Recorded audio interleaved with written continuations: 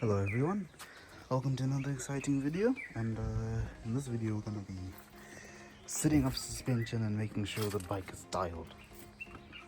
Obviously I've held on not doing any of this because one, I needed to get the suspension serviced, which I did quite a while back. I think it's almost been a month now.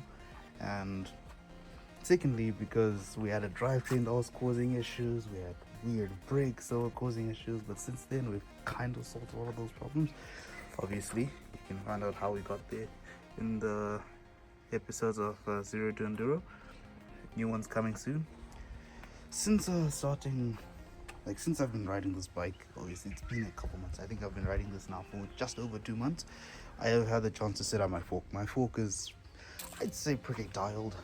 I run it at around 30% sag, so that would be, so this will be 150. I usually run my sag around here, so when I sit on the bike it reaches right up on the 30% marker. So with that, that's 50 psi up front, and then my rebound is pretty slow. I'll have the numbers posted up on screen right now. Yeah, I like my fork to be pretty slow and controlled up front, but I've been really enjoying a more poppy rear end, you know? And what I mean by poppy rear end is the rebound. See, the rebound on my rear end it's pretty fast, and I think, again, you can see the numbers on screen. I like to have my bike being a bit poppy, but lately I've been bottoming it out, usually on huge bunny hops and some drops, like huge compressions and undulations on a lot of our trails. So usually you see the marker around, not fully like blown off the shock or anything, but around there, and obviously you can get the clunking sound, and it's like, oh, I don't really like that. And that's because I was running the shock at 115 psi. So in today's episode, we're not going to touch rebound. For the sake of the test, we're going to have compression fully open, and we're going to try out different pressures. Now, when setting pressures, ideally you want to run a sag number. Obviously, these Fox shocks don't have the same writing that RockShox ones. RockShox will usually have the writing on the stanchion. Like, it will usually be on the stanchion. However, because this is Fox, I usually just bring a ruler or a tape measure and you sit on the bike, and usually you can set your sag. Obviously, I came to the number of 115 psi with sag. So, that was my sag rating. That being said, I have gotten heavier. I have gained weight, as you can see in this clip. I am wearing beefier gear, totaling up to 72 or 73 kilograms. So my sag number, whilst it's correct in some instances, because I did change my sag, I went up to 115 before I was actually running 110. Whilst the sag is correct, the way I ride is a bit more aggressive on this bike because I drive into it quite a lot. So it's trying to use a lot of its travel due to the what's it called? I think it's 4-bar horse link suspension linkage. This old FSR, even the new one actually, yeah, the new ones, even the Stumpjumper 15, the latest one, has this 4-bar FSR system. I think it's the 6-pack FSR with Specialized, and it's got a pretty high leverage rate. So I think I'll put the number on screen, but it likes to use travel. It really likes to eat into its travel, so it ends up feeling a lot bigger and a lot more plusher than it actually is. But obviously the trade-off is you can bottom out easily. So ideally you want your shock to be a bit near and a bit more supportive to handle that. And obviously this one is fine. It's a bit wallowy sometimes, but it's not the end of the world. I would love to upgrade it and try out a different one, a more modern one with better damping, but that's for the video for another day if we can find a good deal on one. Till then, we can make this bad boy work. So what we're gonna do is, we're not gonna touch rebound, because I think my rebound is fine. But we're gonna start off with just the pressure, adding more pressure in to give it more support. Ideally, when we reach the bottom of the trail, I want to see my travel indicator around there without any clunking noises. Hard bottom. I want to use almost full travel in the rear, and I don't really want to have bottom outs in a good situation, and we want to get up to a point where running it pretty hard. But obviously before we set up suspension and all that, you've got to have your tire pressures dialed in. So obviously mine are dialed in. I just haven't ridden in 2 weeks, so I'm just gonna check my pressures and make sure. Alright, so about 19 psi in the front, 20 psi in the rear. A lot of people would say around higher, but where I actually find I get the most grip out of these. Still need to swap my tires because side knobs are getting ripped off, but definitely something we need to do as soon as we're done with the cockpit situation. To ride it hard. But yeah, all in all, we got our tires all set up. Now let's running. We're gonna start off with the seating lap and yeah, see how it goes from there. Starting up, I think it's the middle section of the trail technically, but I think how long it is, I'm just gonna start from here. This is my favorite part, starts after this.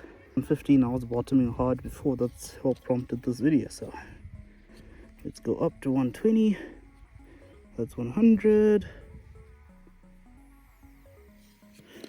10,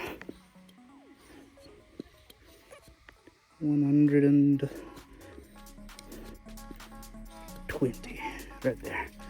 Extra pump just in case. What's in the tube is there.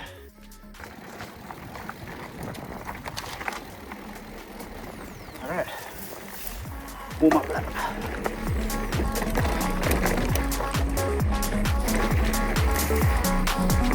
The ball training is heavy.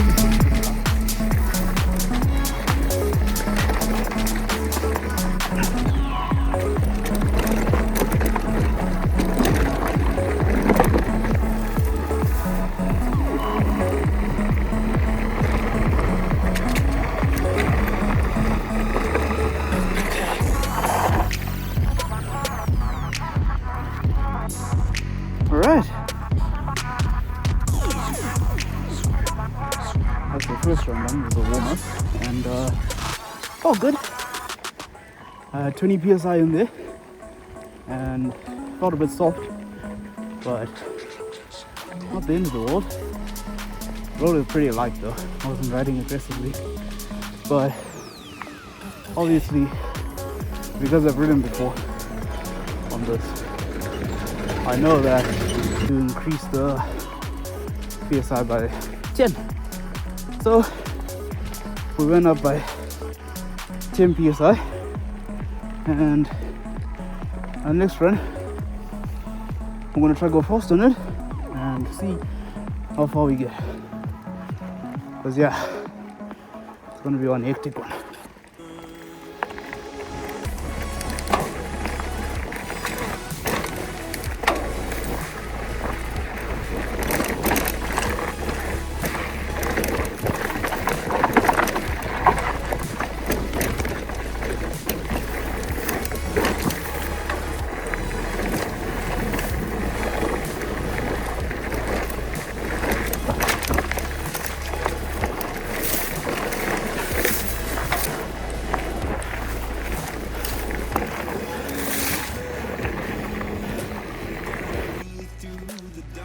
Right, so that was run, I guess, run one, at least at a race pace, and it felt good.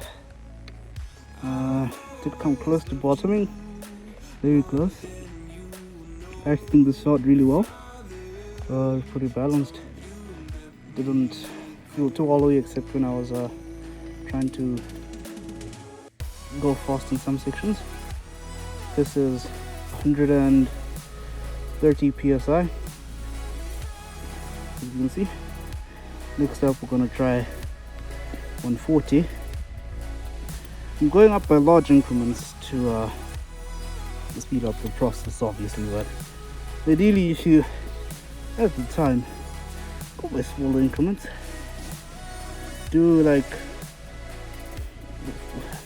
maybe 5 psi at a time, and then that should give you a solid idea. So take note of where the ring was at the end of run one. It felt pretty good. Let's see how 140 psi will work with me.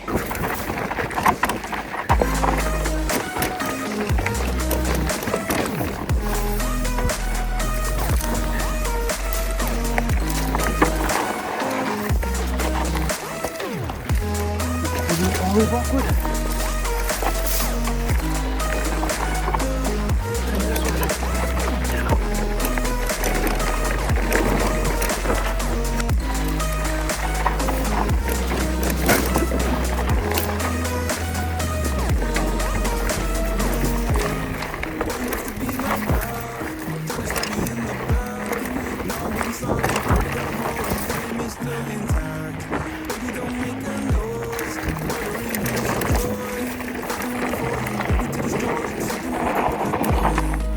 Oh, was nasty.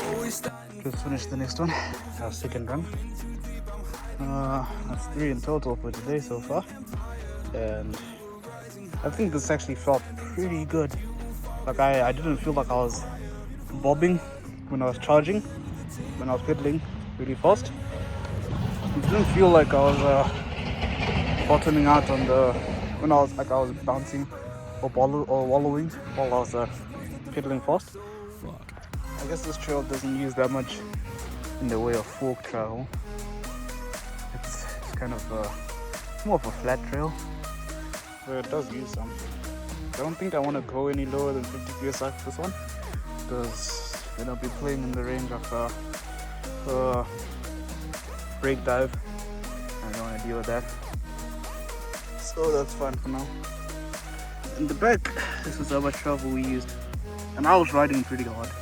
I genuinely rode pretty hard. I did make a mistake when I saw some people. I thought they were gonna cross over, so I slowed down, and then I kind of went off trail for a bit. But yeah, lost some time there. But other than that, I was riding pretty fast. Let's go back up and try 150. So there's another thing I hadn't taken into account. I came with changing your shock pressure. Because I don't lock out my shocks when I'm going up hills, like they added traction, especially on single track, you don't bounce as much. There isn't as much pedal bob. Obviously I have it in trail mode, but there's almost zero pedal bob.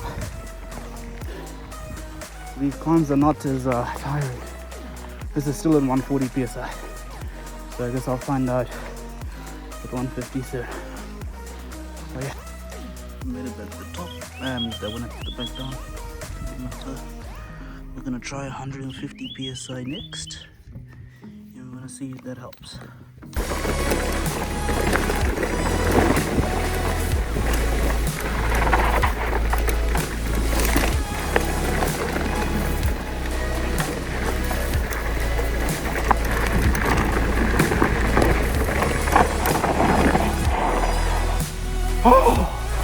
Just finished going at 150 psi now, some notes.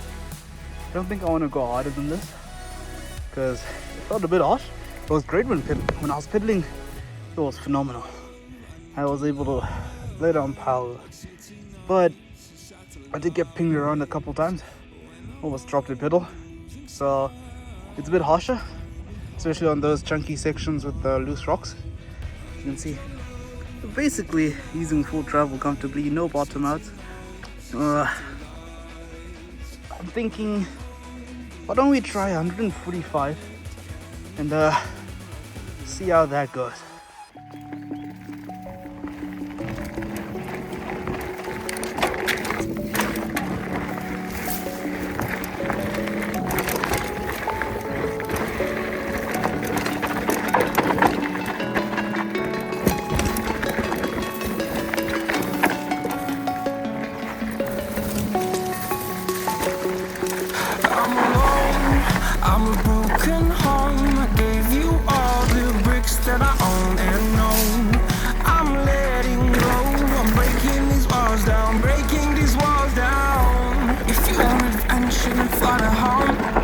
If you wanna travel, then go alone.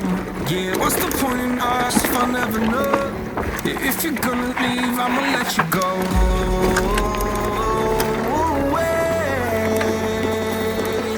I'm tired of the pain. Go away. I'm tired of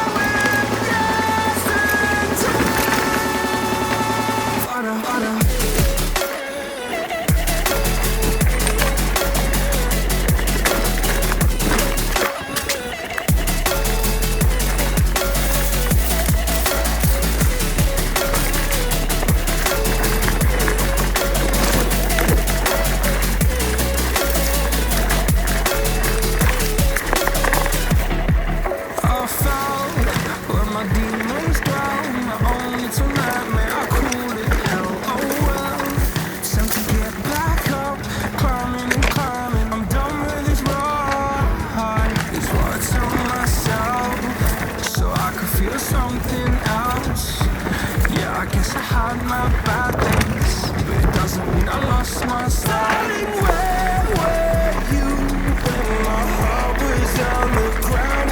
I thought time would prove that you would stick around. Alright, that was honestly the most fun I've had in a run this whole day. Charging felt good, pedaling felt good, chunk felt great. Everything was just going where I wanted it to. As you can see, basically full travel. It didn't bottom out like with 130 or 135, or slightly about 130. And focus still there, generally where it was. As you can see, it's pretty dialed, it stays pretty consistent. I just wanted to talk about the kind of sort of paradox that's happening as well in the background. So when I left home, I was actually, I weighed exactly, how was it?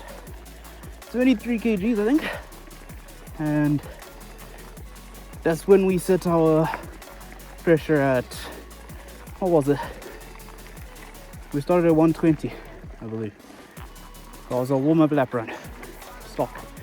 And then, as the day went on, it's been about 4 or 5 hours now outside. As the day went on, I've been eating food, I've been drinking water, drinking my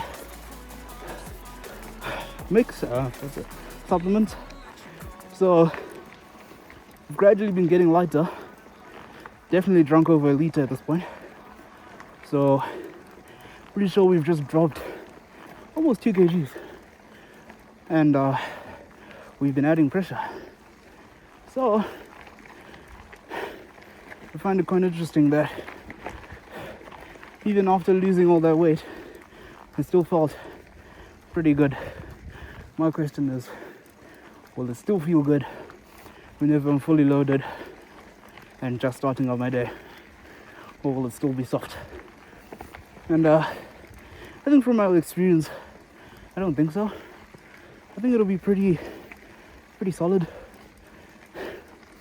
Because generally, at the beginning of the day, I ride slower, warming into it. And then eventually, go faster as the day drags on. So, suspension won't be working as hard.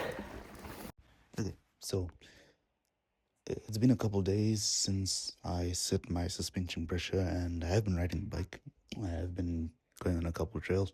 Actually, the video on screen is from the next day, where I was just tuning my rebound, experimenting with my rebound. And yeah, I'm happy to say I'm pretty happy with how it's running. There are some times I would like it a touch softer. I might drop it down to 143, maybe 140. But I feel like every time I feel like it's a bit harsh, maybe lowering my tire pressure and putting inserts in there will do a bit of a better job, because even at that 145, I am using full travel. But yeah, over the course of a couple of days, I have learned that this is a pretty solid, supportive platform, and there are a couple of benefits that I didn't even realize were going to come. For example, I'm actually getting fewer pedal strikes than I was before, because I'm riding a bit higher up in the shock stroke. So my bottom bracket is actually higher off the ground than it used to be with 115. Obviously, the trade-off being my head angle steeper, because again, my bottom bracket is higher off the ground, so it's a bit more twitchy. And the other one is, I mentioned it in the video, I get way less pedal bob. Whenever I'm sprinting or charging up a hill, I have more support to drive into the bike, and it's just a more efficient ride in general.